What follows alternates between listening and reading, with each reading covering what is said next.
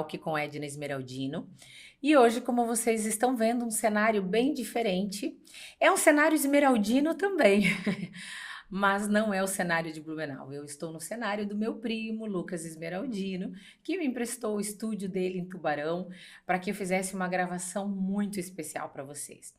Faz mais ou menos uma semana eu conheci mais de perto a história de uma menina linda, que é a minha convidada de hoje, a Mari Ohlweiler. Vocês vão conhecê-la, mas a gente poderia chamá-la de Penélope Charmosa, porque ela está sempre de rosa. Cor de rosa é a cor que a representa, representa as meninas, é uma cor bem feminina, e vocês já vão entender um pouquinho mais dessa moça. Mas hoje a gente vai falar de um assunto um pouco pesado, mas que, como psicanalista clínica, especialista em comportamento humano, eu sempre procuro abordar aqui temas que possam ajudar você a superar uma dor, um luto, como é o caso de hoje. E aí muitas pessoas vão se identificar, né? Passar por um luto não é algo fácil. Mas hoje é um luto um pouco diferente, um luto que durou 7 anos. E eu queria saber como uma menina tão jovem e tão doce conseguiu passar por tudo isso. Então eu quero apresentar para vocês a minha convidada, Mari Ohlweiler. Dá oi aí pro pessoal, Mari. Um prazer estar aqui compartilhando a minha história com você e com o seu público. Espero que a minha história possa tocar quem esteja assistindo e que alguém que esteja passando por um luto que possa vir a ser curado assim como eu fui. Vivi um luto de 7 anos, mas que hoje eu posso dizer que eu estou no período de plenitude.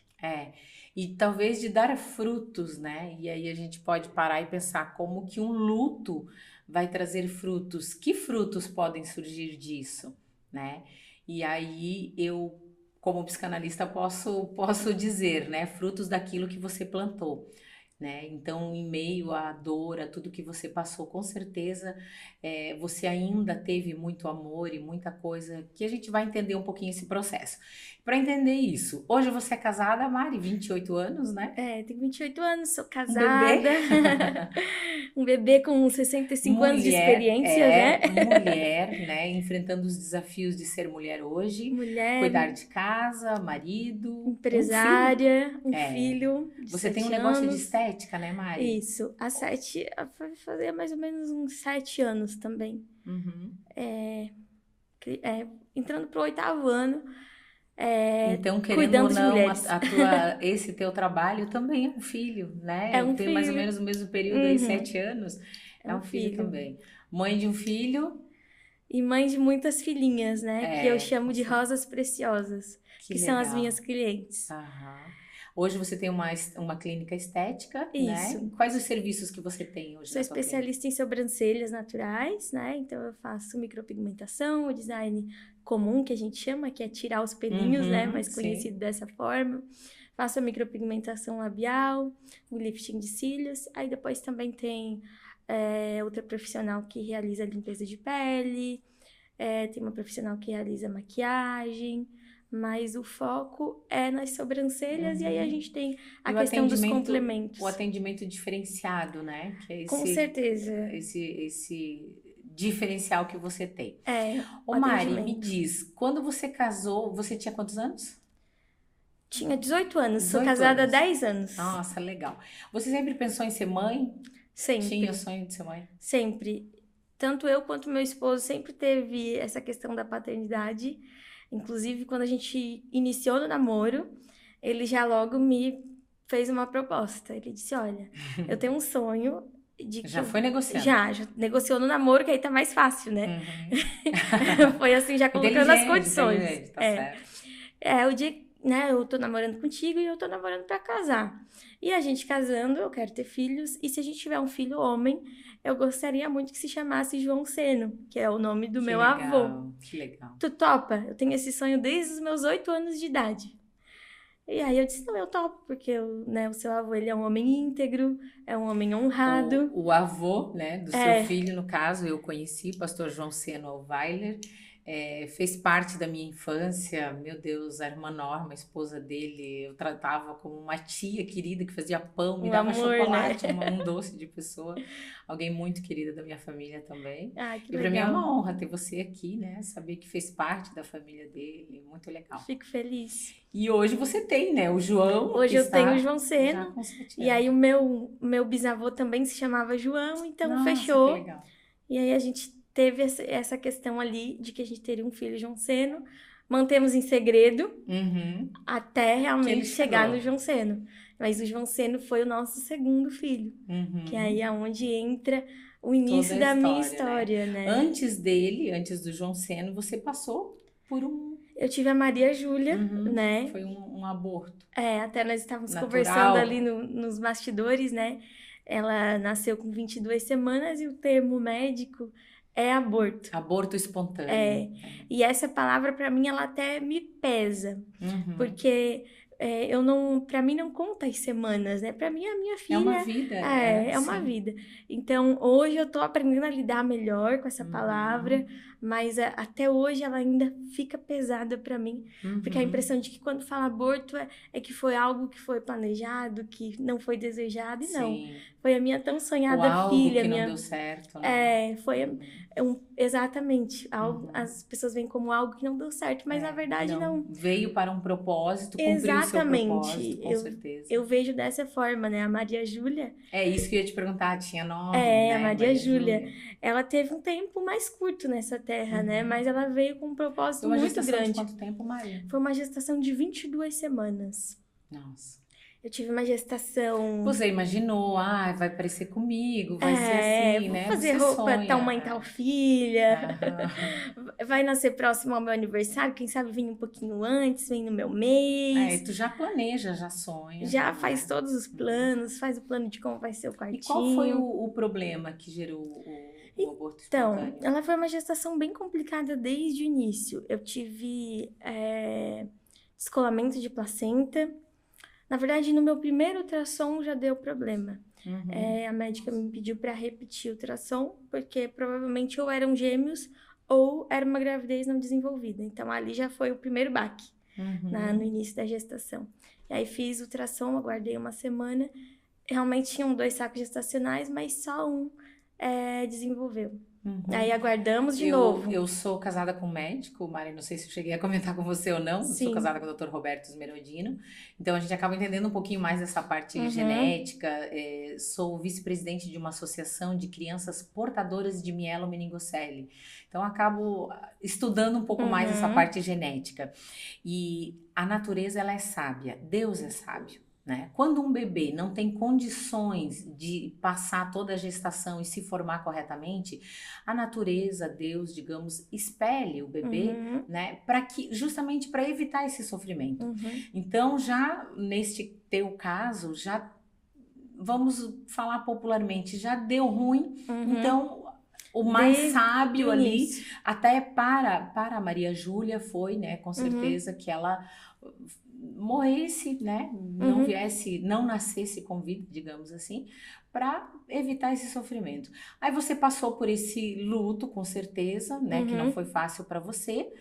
Quanto tempo você levou para processar e superar, digamos, estar pronta a entender que foi a vontade de Deus e que você teria outra oportunidade?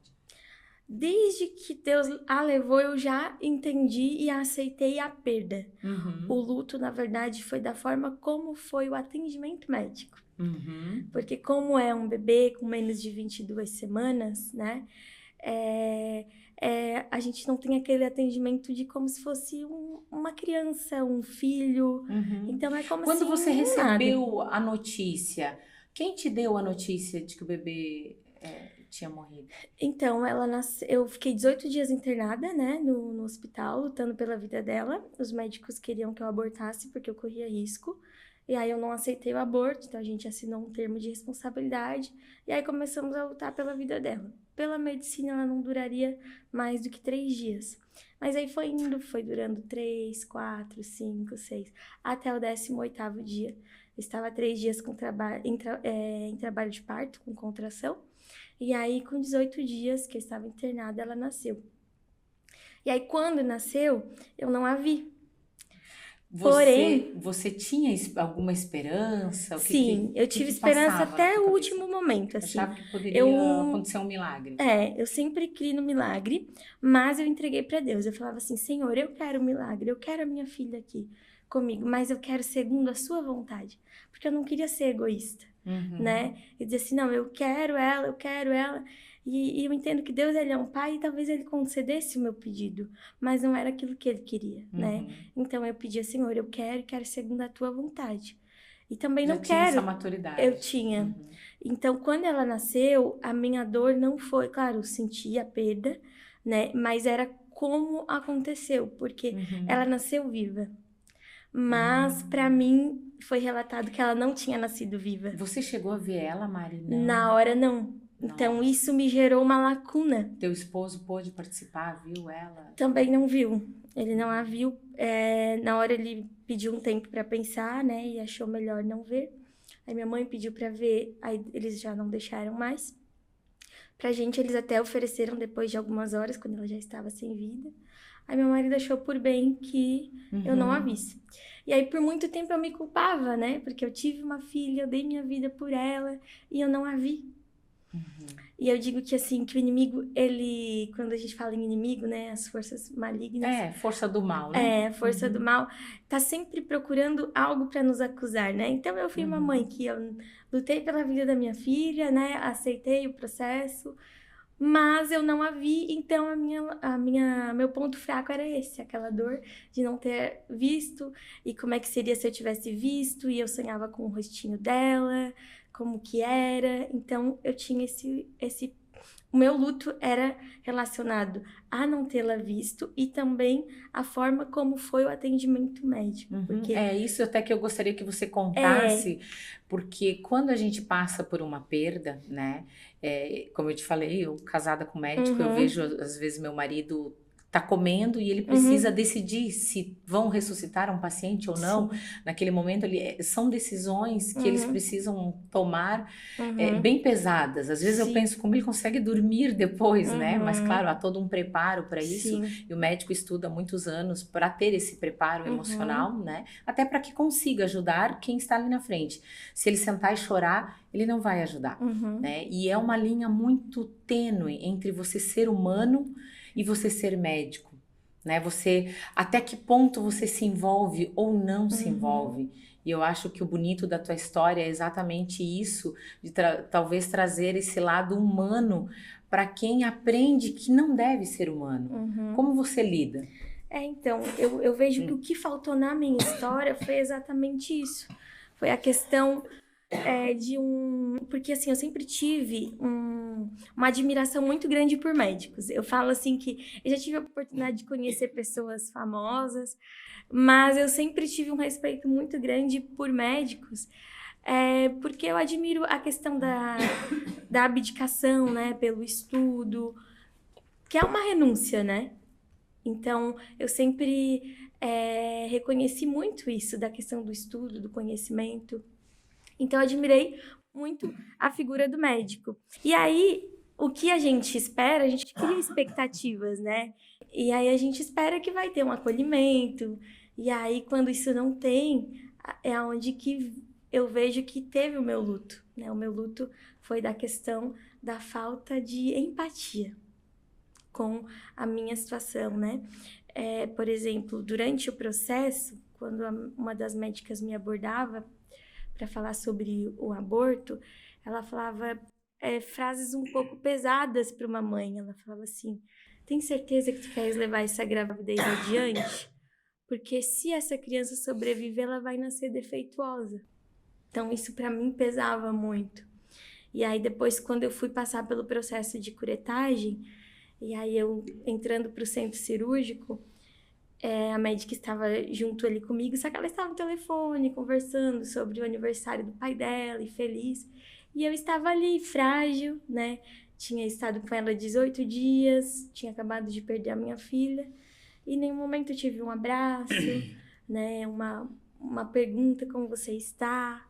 Então, para mim, o que faltou foi isso. Foi esse atendimento humanizado. O que você esperava que ela tivesse dito para você? Eu esperava algo do tipo assim, olha, sua filha, né, tem uma possibilidade de não sobreviver, pelas expectativas médicas, ela não vai sobreviver, mas, né, você tá falando que você tem fé, você pode ter a sua fé, né, mas nós vamos fazer tudo que nós podemos, estamos fazendo de tudo.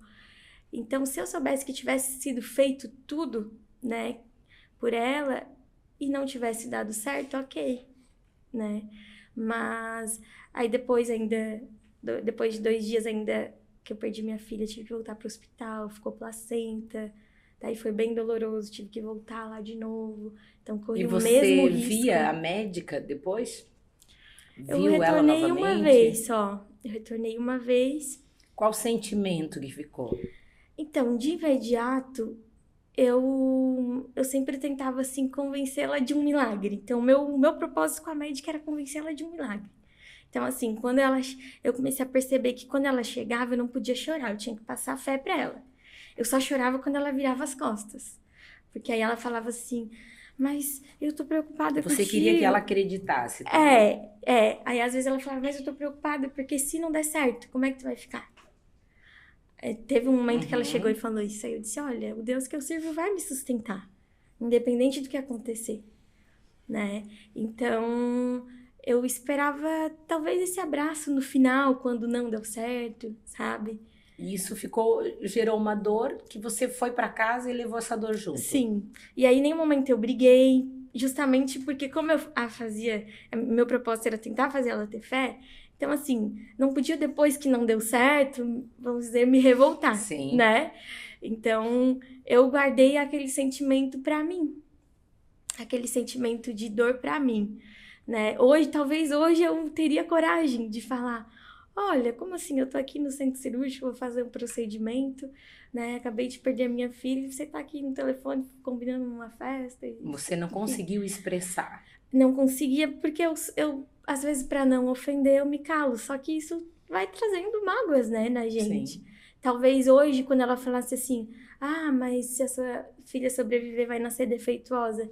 Eu já diria assim, não, peraí, defeituosa não é uma palavra para se referir a uma vida, né? Com É a certeza. minha Não é filha, nenhum não termo, importa o o que ela médico nem tiver. pode utilizar esse É, termo. não importa o que ela tiver, né? Se ela não tiver uma cabeça, eu vou amá-la, Sim. não importa, né?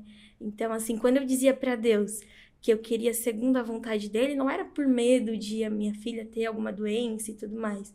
Não, é que eu não queria que ela assumisse uma responsabilidade que não era dela, vamos dizer assim, de vê-la Sim. sofrer. Não por mim. Eu a amaria, cuidaria, né? E esse período você voltou para casa, como foi para você processar isso, Mari? Ó, no E início, voltar a trabalhar, a viver, aham, enfim? é um sentimento que a mulher sente né, de fracasso, de vergonha, a gente quer se esconder, a gente não quer ver ninguém, porque principalmente por ser uma mulher cristã, vem questionamentos, mas será que Deus está te castigando de algo que O que eu você não fiz de errado? Será fez? que eu mereci? É, O que e eu poderia ter mais feito de diferente, né?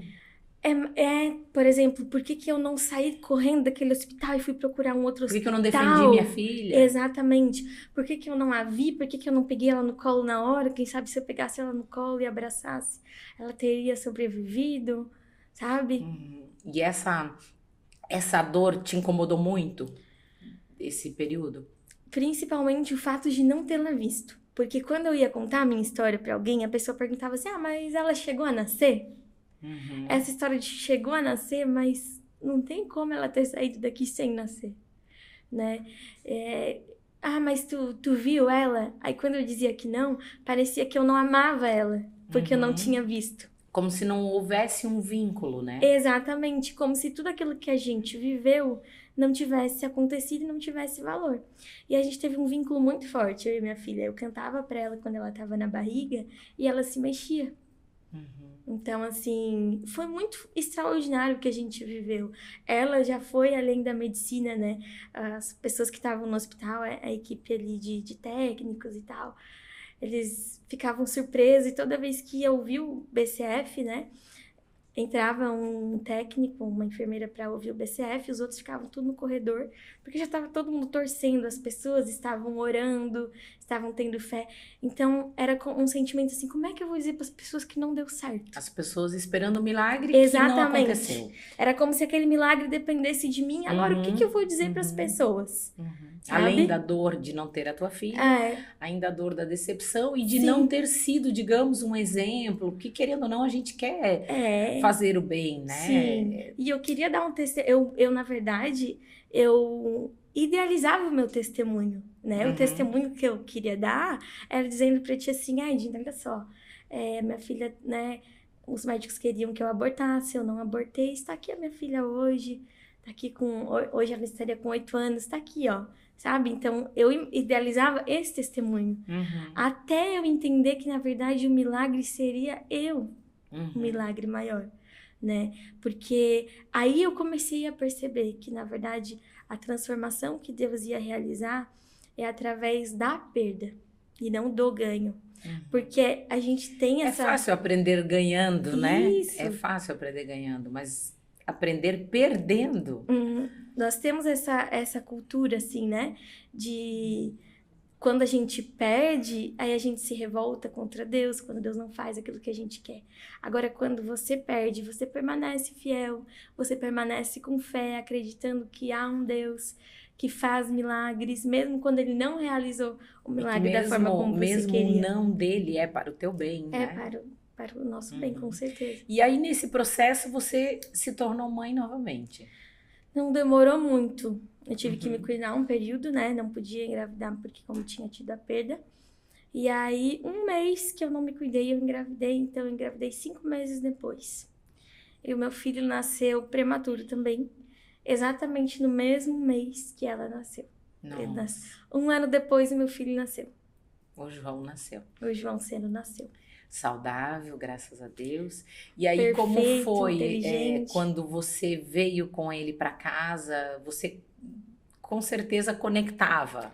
Sim, até porque, na verdade, quando ele nasceu prematuro, então, de novo, eu tive que sair do hospital sem o meu filho nos braços. Nossa. Então, volta tudo aquilo. E aí eu olhava, por exemplo, a minha filha nasceu com 22 semanas, aí tinham bebês lá, acho que com 24, 25 semanas, e aí eu ficava pensando, poxa, se ela tivesse essa oportunidade. Porque o que aconteceu é que ela não, como ela tinha menos de 500 gramas, eles não davam vaga na UTI. Então, lembrei agora, é mais uma situação de dor pra mim, de que a minha filha não teve uma oportunidade. É que existe uma escala, né, que é como a gente passou pela Covid, não haviam leitos suficientes. Exato. Infelizmente, tem que se fazer uma escolha e se dá a oportunidade para aquele que tem mais chance de vida.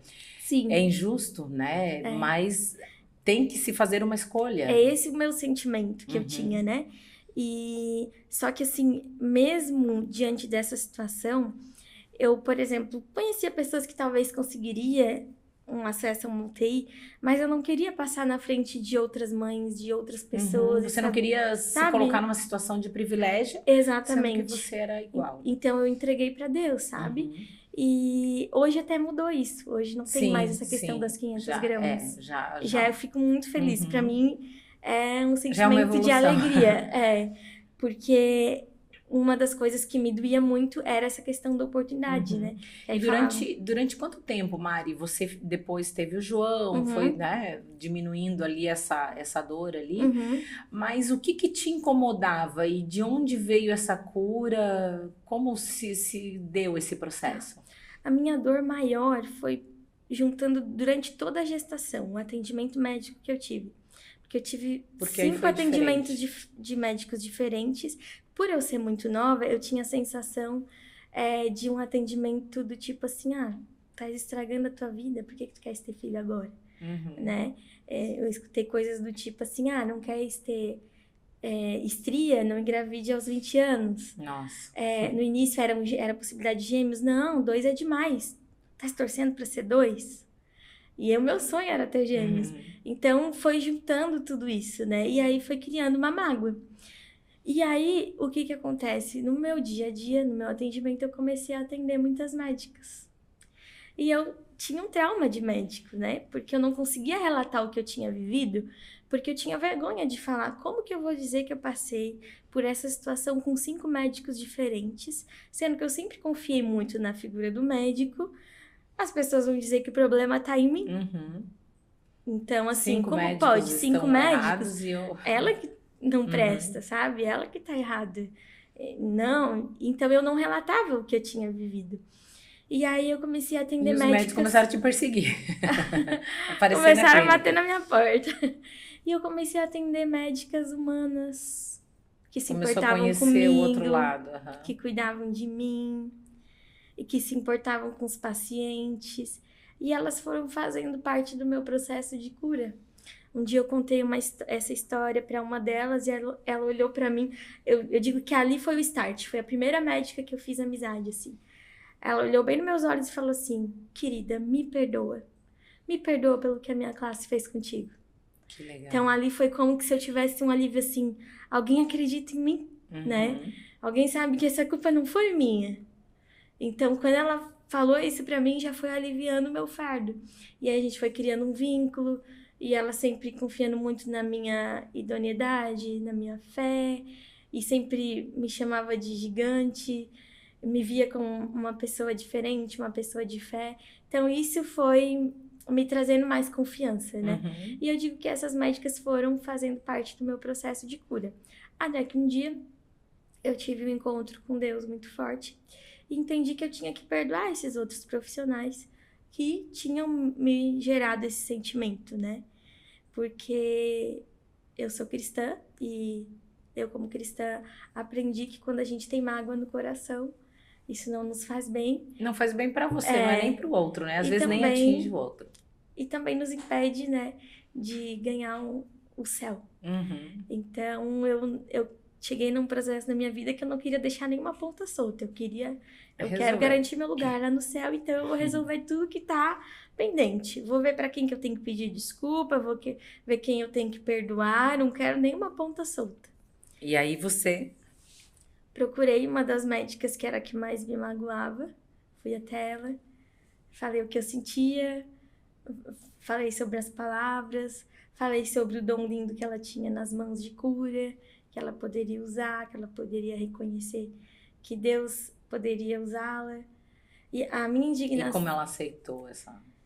Na verdade, ela essa ficou conversa? um pouco paralisada, assim, porque você não espera que o paciente volte lá 7 anos depois, tu não entende, tu vai entender que ele quer vir para pedir perdão. É, 7 anos é bastante tempo. É bastante tempo. E a minha dor maior é porque, assim, eu ainda escutava histórias desses profissionais de atendimento ruim. Então, aí eu sabia que não era só comigo. E cada vez que essa história chegava pra mim, isso me indignava. E aí a gente acha que o perdão é só quando a pessoa merece. Não, aí é obrigação, né? Aí eu fui entendendo, né? Quando eu erro, pra Deus me perdoar, não é por eu merecer, Merecimento, por eu é. estar fazendo tudo certo. É porque ele tem um amor no coração, né? E foi aí que eu fui tendo esse start. Não, mas eu não posso perdoar só se essa pessoa parar de fazer o errado, né? Quem vai decidir se é errado ou se é certo é Deus. Cabe a mim perdoar e seguir minha vida. Porque esse perdão ele vai ser pra mim, ele vai destravar a minha vida. Liberta você, né? Você que continuava presa a esse sentimento, a essa mágoa, E ela essa nem dor, sabia né? que eu sentia isso, Sim, não lembra. Muitos né? pacientes, Era algo muitas que eu histórias. carregava comigo. E aí ela aceitou? O que ela te disse? Então, ela, por algum momento, ela não entendeu, né? Por que eu estava ali. Ela até perguntou se eu estava ali para pedir desculpas e tal, né? Mas aí eu falei também o que me doía. Ela falou que se errou, né? Foi tentando acertar, me pediu desculpas no final. E aí, assim, não vou dar detalhes de toda a conversa, né? Mas eu fiz alguns questionamentos para poder seguir em frente também. E assim, eu saí dali com a certeza de que não, agora eu fiz o que era necessário. E aí, o que você fez com isso? A partir de então, qual foi teu próximo passo? Depois disso, eu ainda sentia que tinha alguma coisa para ser resolvida. Ainda faltava. Ainda faltava. E ainda estava incomodada e não sabia o que era. Então, talvez eu não tivesse perdoado totalmente. Uhum. Porque o perdão, na verdade, ele é uma decisão, né? É isso, é uma escolha. Eu falo isso sempre, não é Eu um tô falando sentimento. aqui agora e tá me vindo Perdão, o passo a passo. A gente isso. esquece, porque foi um processo longo, né? Então, talvez naquele dia eu não tivesse perdoado totalmente. Eu acho que foi o primeiro passo. É que nós temos, dentro da psicanálise, a gente fala que nós somos pensamento, sentimento e ação. E a gente normalmente reage às ações. Mas existe esse processo e às vezes o caminho é inverso. Até que ele se processe, vire um sentimento e vire um pensamento, tem um longo caminho. Sim. Então você fez a ação de perdoar, né, de ir lá conversar com a pessoa, mas não era um sentimento e ainda não era o pensamento. Então teve todo um caminho até que isso realmente se processasse. E eu orava muito assim, eu pedia, Senhor, eu quero perdoar. Mas no início a gente não quer, né? Perdoar. Sim. No início a gente não quer, porque tu A pensa gente que a quer pessoa tá fazendo colhe errado. o que plantou. É. Básico, assim como a gente também. Então eu pedi assim, me ajuda a querer perdoar. Primeiro era me ajuda a querer perdoar. Depois eu quero perdoar. Depois, cuida dessa pessoa. Eu quero amar essa pessoa. Então foi mudando o sentimento. E aí a fase assim que foi um processo de cura mesmo, foi que nesse processo que eu ainda talvez não tenha perdoado, não sei se era questão de querer saber a minha história, não sei ainda te descrever qual sentimento que era, né? Mas em relação às minhas atitudes, eu queria resolver essa história e entender o que tinha acontecido. Então eu comecei a buscar os meus laudos em laboratório e aí eu descobri algo que eu jamais imaginava. O que você descobriu? Eu descobri que a minha filha estava lá no laboratório. Isso já se fazia 7 anos. Meu Deus. E qual é a sensação de você descobrir isso? Na hora é um baque. Né? É um baque. Tá suspenso no ar. Tu não sabe como tu vai reagir. Eu não sabia se quando eu vi se eu ia surtar, se eu ia chorar, se eu ia querer pegar. Eu não sabia como que ia ser, porque eu não sabia se era como eu idealizava. E aí, qual foi tua primeira... Tu quis ir ver? Na hora, eu saí correndo, chamei meu marido e falei, vamos lá. E fui na hora. E aí, chegou lá, a gente viu. Aí eu olhei, era a cara do meu marido. Eu vi as fotos, gente. Você olha, é inacreditável que um bebê no laboratório, depois de 7 anos, está daquele jeito. Sério, eu vi as fotos. É como se o bebê tivesse acabado de nascer. Você colocou roupinha, tudo, né? E aí eu peguei e pedi pra tirar de lá, porque um dia antes uma médica tinha me explicado como funcionava, que era chamado de peça, que ia para um laboratório, que ficava por 5 anos. Mas quando eu fui no laboratório, eu não imaginava que estaria lá. Nem fui procurando, eu fui só procurando o laudo, porque já fazia 7 anos. Sim. Então eu nem pensei. Só que aí em conversa com o moço lá, ele falou que estava lá. Meu Deus. E aí, como eu sabia que ela tinha me explicado que podia levar para casa, que era meu, aí foi onde que eu disse, olha, moço, se tiver aqui, você deixa eu ver, porque eu preciso encerrar esse ciclo. Aí ele ficou com o meu telefone, mas eu pensei, ele nem vai me ligar, capaz que ele vai me ligar. E eu acho que nem tá aqui. Aí à tarde ele me mandou mensagem, olha, Maria, ele tá aqui. Você quer vir ver? Nossa, fui correndo, né? Aí chegou lá, eu vi e pedi pra levar. Aí você fez um velório, enterrou a tua filha. Mas eu fui fazer esse velório 9 meses depois. Nossa. Porque tinha a questão burocrática, né? E aí, 9 meses depois, eu fiz a cremação. Coloquei uma roupinha, fiz a cremação. Fiz fotos, né, pra registrar. E 1 mês depois, eu engravidei de novo. Nossa. Eu fiz a cremação em dezembro do ano passado, em janeiro desse ano. Nada é simples, né? A minha história é assim. É assim que eu vivo. Por isso, 65 anos, né? De experiência. E aí, eu feliz da vida, porque eu tinha encerrado esse ciclo, aí né? Aí você provavelmente pensou, agora é uma Maria Júlia saudável e agora vai dar tudo certo, vou ter minha menininha. Pra mim, na verdade, eu não encarava como a Maria Júlia, porque a Maria Júlia já foi, já tá no céu, né? Era outra filha. Uma outra oportunidade. Eu achava que era uma menina, a gente não chegou a saber, né? Seria a Rosa Maria. Só que a gente não sabe se era menina ou não. Então, eu não sei se futuramente, se eu tiver filhos de novo. Pra quem não tá entendendo, né? Engravidei início do ano. E aí estava Um feliz, mês não, depois engravidou vai dar tudo novamente? certo, né? Eu já tinha falado que eu ia ter filhos, que ia ser bênção. De repente, uma segunda perda. E aí eu, Senhor, não tô entendendo. Deus, eu não tô entendendo o porquê disso. E aí, quando eu estava lá no hospital, aí eu entendi. Eu tive um atendimento humanizado tão incrível. Eu fui atendida por médicas tão humanas, que amam tanto o que elas fazem e que elas foram um instrumento de cura para minha vida. Que legal. Então, o propósito desse segundo bebê, na verdade, foi me trazer a cura.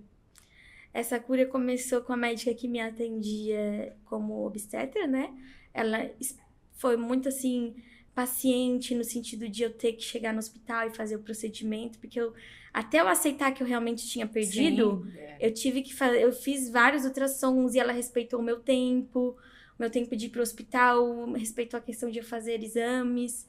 Em nenhum momento ela disse acabou, ela respeitou a minha fé, né? E aí depois, quando eu fui fazer o último ultrassom, para ter certeza, a médica me falou algo semelhante ao que você falou no início. Ela falou: olha, Mari, o que aconteceu com você agora, a gente chama de seleção natural, né, na medicina. Mas para você não é natural perder um filho. A mãe nunca vai entender. Então é esse tipo de palavra que se eu tivesse ouvido na primeira gestação, eu não teria tido esse luto, né? Então isso que ela me falou já me foi um conforto, porque senão ela se importa comigo. E aí, claro, você passou novamente pela dor, mas a dor foi mais amena mais porque leve. você foi acolhida, você foi bem Eu tive tratada, todo um acolhimento. né? E eu queria até relatar essas palavras, já que eu falei o que me doía. Sim. Quero falar o que me curou também, que eu acho que é importante. A gente tem que dar o mérito também, né? E aí eu fui atendida por essa médica que me falou isso. Quando eu fui pro pronto atendimento para fazer o procedimento, a médica que me atendeu lá, ela me olhou e falou assim: olha, Mari, tu é a quarta paciente do mesmo problema hoje, né, de aborto. Pra mim é comum, mas pra ti não. Então eu preciso. Parece assim que elas sabiam da minha história, sabe? Deus falou assim, ó, diz assim pra ela. E ela falou assim: pra mim é comum, mas pra ti não é. Então eu preciso te tratar como única. Nossa, que lindo. Aí ela seguiu falando, ela assim: meu marido, parece assim que ela sabia, sabe? Ela disse: olha, meu marido, ele é médico também. E ele, quando ele decidiu ser cirurgião oncológico, ele decidiu ser porque ele gostava de operar câncer, não porque ele gostava de pessoas, né? De dar atenção de pessoas, mais ou menos assim. E aí ele percebeu que ele precisava dar uma palavra para essas pessoas que tinham câncer. Aí ele teve que aprender a gostar de pessoas. Ele percebeu que ele não tinha empatia nenhuma. E aí, olha o que ele fez. Ele foi fazer terapia. E ela disse que hoje ele é um médico que recebe inúmeros presentes em casa dos pacientes. Que legal. Ele teve essa percepção. Sim. Humanizou, né? Sabe? Então eu achei muito, muito incrível. Aí quando ela me falou tudo isso, eu disse: olha, eu entendi o porquê que eu tô aqui. Eu olhei pra minha mãe e falei: mãe, eu entendi. Eu tô vivendo essa perda porque eu precisava ter essa experiência de atendimento humanizado, os dois lados, para falar o impacto que isso gera numa dor, né? E aí, para finalizar esse processo de cura, quando eu fui pro centro cirúrgico, eu estava bem já, porque eu entendi o meu propósito e eu pedi assim: Senhor, eu entendi, eu aceito, só quero que o Senhor me conforte. Não quero viver tudo aquilo de novo. Não Passar quero mais ir pro 7 anos poço de chorando. novo, eu não quero isso, né? Só me sustenta, me dá forças. Eu quero ficar forte. Porque eu tenho um filho que depende de mim, né? Só que quando eu entrei no centro cirúrgico ele deixa a gente fragilizada, né? Aí eu fiquei assim, um pouco tremendo assim na base. E aí quando eu deitei na maca, o anestesista tava colocando o acesso aqui no braço direito. E aí começou a escorrer uma lagriminha. Eu, quando choro, eu sou muito plena. Até pra chorar é plena. Não borra a maquiagem. E aí alguém no centro cirúrgico falou assim: tá doendo? E eu falei: não é por isso que eu tô chorando. Aí a pessoa falou assim: é porque você tá triste, né? Aí eu falei: é. Aí a pessoa falou assim: pode chorar então, pode chorar.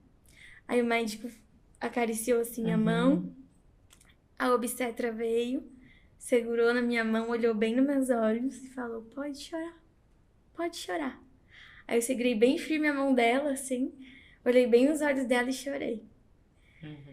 Então, eu me permiti também viver o luto, porque antes eu não me permitia, eu queria ser muito forte e dar força para as pessoas, mas a gente precisa viver os processos do luto, né? Tem o processo ali da negação, né? Tem o processo da dor, da né? dor. Você tem que aceitar essa dor. Então, para mim foi muito importante, principalmente a questão de ter feito a cremação da minha filha, materializou uma etapa do luto encerrado.